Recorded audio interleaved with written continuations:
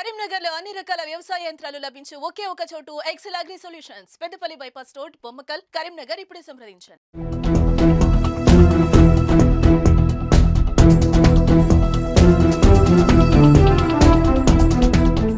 నమస్తే, welcome to Suman TV Karimnagar. నేను మీ కరీంనగర్లోని వాగులపల్లిలో గుర్తు తెలియని శవం లభ్యమైంది. అసలు ఏందని మనం అడుగు తెలుసుకుందాం. ప్రస్తుతం మనతో మాట్లాడడానికి పోలీసులు ఉన్నారు, వారిని అడిగి తెలుసుకుందాం. అన్న చెప్పండి, అసలు ఏం జరిగింది, మీకు ఇన్ఫర్మేషన్ ఎప్పుడు వచ్చింది? నేను పోలీస్ స్టేషన్లో ఉండగా నేను మా సిఏ గారు మా జవాన్లందరూ వచ్చారు, హెడ్ కానిస్టేబుల్ వచ్చారు, చూసారు. తర్వాత ఇప్పుడు ఈ dead body civil hospital deep fridge లో పెట్టుకుంటారు, ఆడ పెడతారు. దాని తర్వాత సీసీ ఫుటో నేను చూసుకుంటాం. దాని తర్వాత డెడ్ బాడీ అక్కడ పోయినాక 2 రోజులు చూసి వాళ్ళ పేపర్లో నేను యూజ్ చేసినాక వాళ్ళు ఎవరు ఉన్నారో ఒకవేళ దొరికితే వాళ్ళకి ఇస్తాం, లేకపోతే మున్సిపల్ వాళ్ళు యూజ్ చేసుకుంటారు. అంటే ఎవరిని అడిగారు స్థానికుల్ని? ఇక్కడ అడిగిన కానీ ఎవరు ఇక్కడ తెలియదని కొత్తోడు వచ్చిండు ఇట్లా. నెక్స్ట్ ప్రాసెస్ ఏంటి? నెక్స్ట్ ప్రాసెస్ ఇప్పుడు హాస్పిటల్ తీసుకుపోతాం. హాస్పిటల్ తీసుకుపోయి ఆడ స్టోరేజ్ చేస్తాం. ఒక 2 రోజులు ఇంక్వెస్ట్ చేస్తాం. 2 రోజుల తర్వాత వాళ్ళ డెడ్ బాడీ పేపర్లో కూడా అనౌన్స్ చేస్తాం.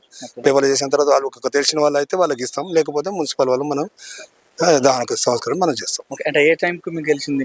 4 గంటల 10 నిమిషాలు నాకు తెలిసింది. మా తర్వాత ఇప్పుడు వచ్చినాం, అయిపోయింది. అంబులెన్స్ వచ్చింది, అంబులెన్స్ నుంచి ఇప్పుడు హాస్పిటల్ తీసుకుపోతాం. మా సీఏ గారు కూడా వచ్చి చూశారు, అందరు చూశారు.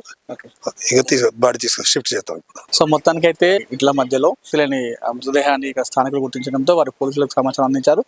సమాచారం అందుకున్నటువంటి పోలీసులు మృతదేహాన్ని అయితే సివిల్ హాస్పిటల్ తీసుకుపడింది. అక్కడి నుంచి తర్వాత నెక్స్ట్ ఆ మృతదేహం ఎవరిదని చెప్పేసి వాళ్ళు ఎంక్వైరీ చేస్తారని చెప్తున్నారు. ముఖ్యంగా ఇక్కడ ఒక గర్ల్స్ క్యాంపస్ కూడా ఉంది. సో దీనికి ఎదురుగా ఇట్లా జరగడంతో చాలా మంది కాలనీ వాసులు ఒక్కసారిగా భయభ్రాంతులకు గురైన పరిస్థితి ఉంది. కెమెరా పర్సన్ చరణ్తో అనిల్, సుమన్ టీవీ, కరీంనగర్.